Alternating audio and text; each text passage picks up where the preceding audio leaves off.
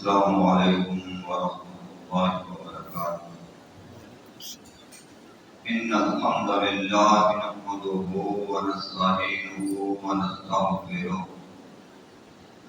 ونؤمن به ونتوکل علیہ ونعوذ باللہ من شرور انفسنا ومن سیئات اعمالنا من یهده اللہ فلا مضل له ومن يضلل فلا هادي له أشهد أن لا إله إلا الله وحده لا شريك له وأشهد أن محمدا عبده ورسوله اللهم صل على محمد وعلى آل محمد وعلى جميع الأنبياء والمرسلين أما بعد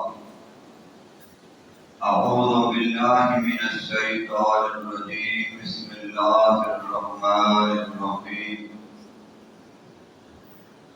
وما لكم بالمنافقين فئتين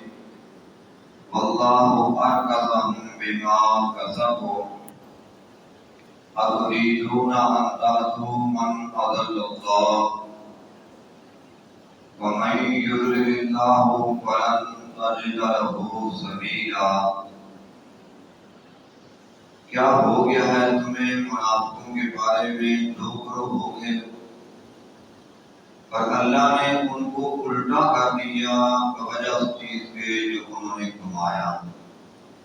کیا تم چاہتے ہو کہ ان کو راہ راست پہ لاؤ جس کو اللہ نے گمراہ کیا؟ اور جسے اللہ گمراہ کرے بس ہرگز نہیں پائے گا اس کے لیے کوئی رستہ۔ محترم بھائیو، جنگ احد موقع رسول اللہ صلی اللہ علیہ وآلہ وسلم نے صحابہ نے نام مشاورت کی تھی کہ جنگ باہر جا کے لڑیے یا کہ مدینے کے اندر۔ بات یہ طے ہوئی کہ جنگ باہر جا کے لڑی جائے نوجوانوں کے جذبات سے۔ آپ نے فرمایا کہ آپ لے کے ساتھیاں نکلے اور منافقین مدینہ میں دل کے اندر ایک گھٹ مار لی کہ ساری گل بنی نہیں گئی۔ اسی چاہیا سی کہ مدینے رہ کے جنگ لڑی جائے۔ دل کے اندر ایک خواہش تھی کہ نہ باہر جاواں گے تے نہ ساڈا بول کھلے گا کہ یہ لڑن واسطے تیار نے کہ نہیں، پڑھتا رہ جائے گا۔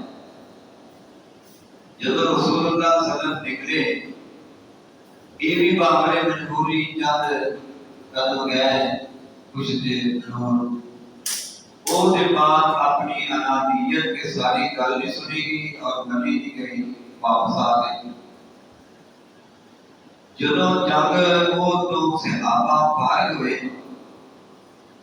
کہنے لگے بھی انہاں دا کی کریے جنہاں نے این ٹائم سے ساتھ دھوکا دیتا۔ کچھ کہنے لگے کہ جویں کافراں نال لڑیاں انہاں نال بھی لڑیے تے انہاں دا خاتمہ کریے۔ کچھ کہنے لگے کہ نہیں، مسئلہ تے سچی اندر ہے کہ انہاں دے نال جنگ اور لڑائی نہ کی۔ نبی صلی اللہ علیہ وآلہ وسلم نے فرمایا اس موقع پہ فرمایا مدینہ جڑا ہے نا یہ نام طیبہ۔ طیبہ کا معنی اور مطلب ہے فقیرہ یا پاک کرنے والا۔ تے مدینہ ایک بھٹی بھی حیثیت رکھتا ہے کہ جویں اس اندر سونا جدوں دبایا جاتا ہے، گرم کیا جاتا ہے، اصل لگ ہو جاتا ہے، گھوٹ اور محل کچھ لگ ہوتا ہے۔ اسی طرح مدینہ جڑا ہے یہ نفاق اور ان کے لوگوں کو نکھار کے وکھرا کر دیتا ہے۔ نبی صلی اللہ علیہ وآلہ وسلم نے سچ فرمایا۔ بخاری کی حدیث سے ایک آدمی آیا، راوی انہیں رسول اللہ کی بیعت کی، اسلام میں داخل ہو گیا۔ کچھ دنوں کے بعد ان بخار چڑھ گیا۔ نبی علیہ السلام نے کول آیا تے کہنے لگا میری بیعت توڑ دو، میری بیعت واپس کر دو۔ آپ نے پتہ کی کہنے لگا جدوں دا میں آیا بخار میری جان نہیں چڑھی، میرے علاقے اندر بارش کو نہیں ہوئی، کوئی سودا ہوتا جانور چارہ وغیرہ کھاندے، اور کسی جانور کا دودھ بھی نہیں بچا تے نہ وہ دودھ کا کارن ڈیری وغیرہ نہیں بچا۔ لہذا اسلام اندر خیر نہیں۔ نبی علیہ السلام نے بیعت کی توڑی کے واپس کی، کوئی شاید ہی نہیں واپس کر سکتے۔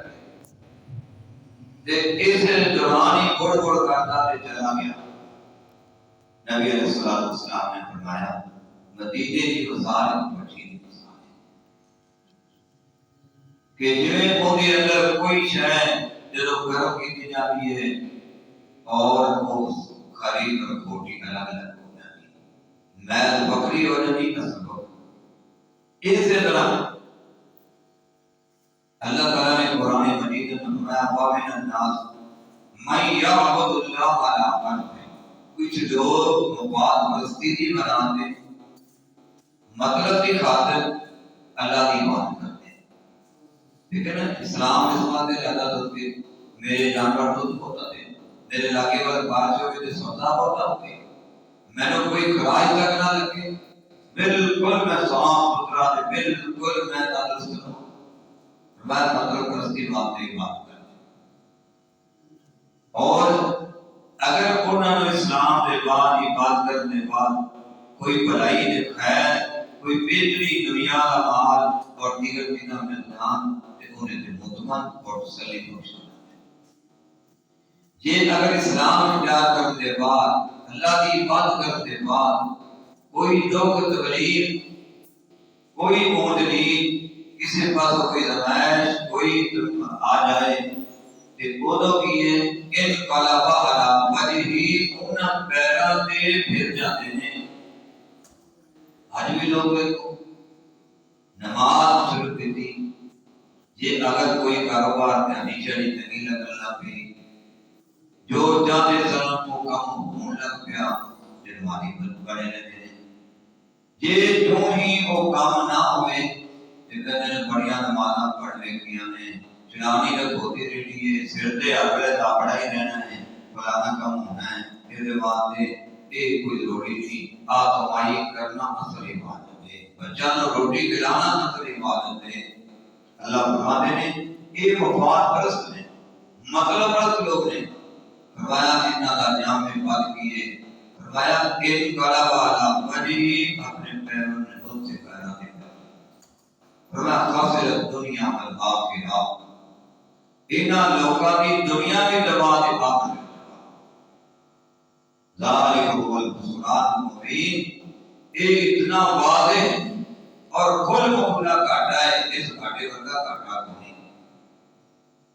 اللہ تعالیٰ نے فرمایا منافقہ کے متعلق وما لکم کیا ہے تانوں یہ گل نہیں دیتی کہ تسی دو رائے اور دو گروہ منافقہ میں متعلق رکھو ایک کو کہ انہاں نے پڑھنا انہاں جھوٹ نہیں کہی۔ اللہ رب العالمین نے یہ فرمایا واللہ قد قسم بما کسبوا جس طرح نفاق اور گند کفر دا رہے کہ اسلام دا دہر وعدہ اوڑیا اسی طرح ہی اسلام جار کرنے کے باوجود وہ کفر اور نفاق لے کے پلٹے پھر اسی جگہ دے چلے گئے۔ اندازہ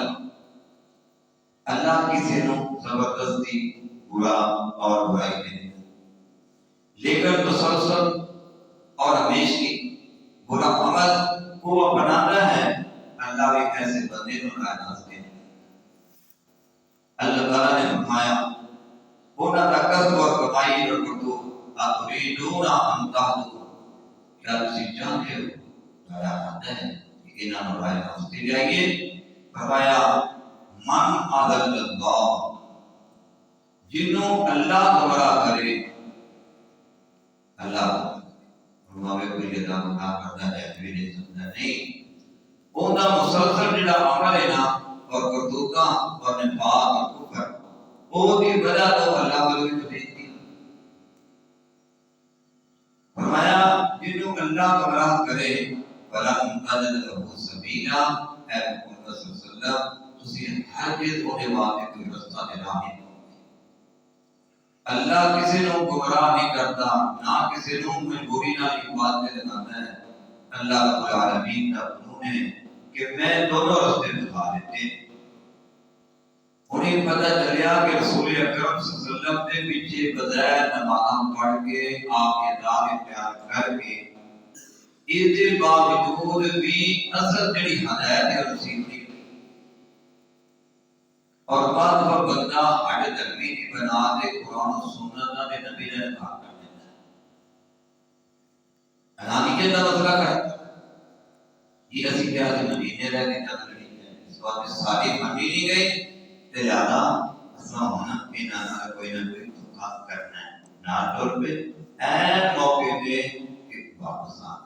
مطلب کی تھی کہ سانوں ویگ کے تے کمزور ایمان والے دیگر کچھ نہ کچھ وچوں چڑھن گے اور مسلماناں دی تعداد کم ہوئے گی اور کافر نہ اور ویکھو نقصان نہ نبی دا کیتا مومناں دا کیتا اپنے گندے نفاق کی وجہ تو اللہ کے قرآن کے اندر یہ وعدے ہو گئے اللہ کی وحی کے مطابق انہاں اللہ نے وعدے کیتا اور بالکل انہاں سمجھو کہ لوگوں نے نگاہاں کے سامنے لے آتا اور قیامت تک کی کردار مطلب نے سامنے لے اپنے نقصان اس زبان میں میرے بھائیوں قرآن و سنت نہ ٹھوکنے لگی چنانچہ کہ میں تو نانیت اللہ پاک میں مختصاً قرآن مجید سنت دی اور عملی توفیق عطا فرمائے وآخر دعوانا الحمدللہ رب العالمین